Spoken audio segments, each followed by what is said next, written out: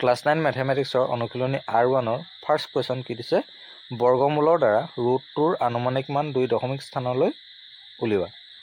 আমি ৰুটটোৰ মান উলিয়াবৰ হলে হৰণ পদ্ধতিৰে উলিয়াব লাগিব ইয়াত 2 লিখি ললো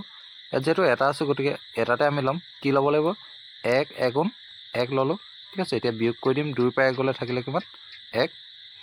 2 পিছতে দশমিক লাগিব অৰ্থাৎ ওপৰটো দশমিক আহি যাব ইয়াৰ পিছত দুটা শূন্য নমাব লাগিব ঠিক আছে দশমিকৰ পিছত এনে নৰমাল হৰণত কি হয় এটা হয় ইয়াত আমি দুটা নমাবলৈ তেতিয়া কি হৈ গল 100 হৈ গল লাষ্ট আমি কি পূৰণ কৰিছিল 1 আৰু 1 পূৰণ কৰিছিল গতিকে 1 একে একে যোগ কৰিলে কিমান আহিব 2 আহিব এতিয়া এই পজিশন আৰু এই পজিশনত এটা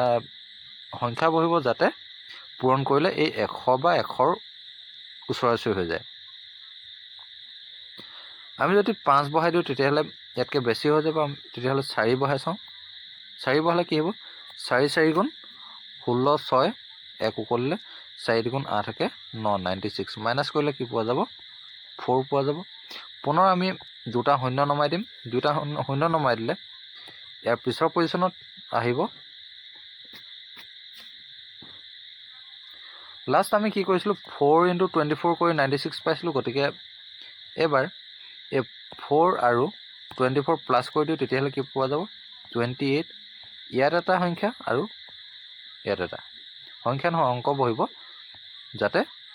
পূৰণ কৰিলে এই 400 বা 400 ওচৰা-ওচৰি হৈ যায়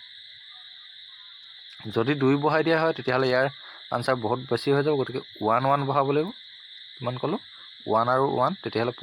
কিমান হয় 281 মাইনাস কৰি কি পোৱা যাব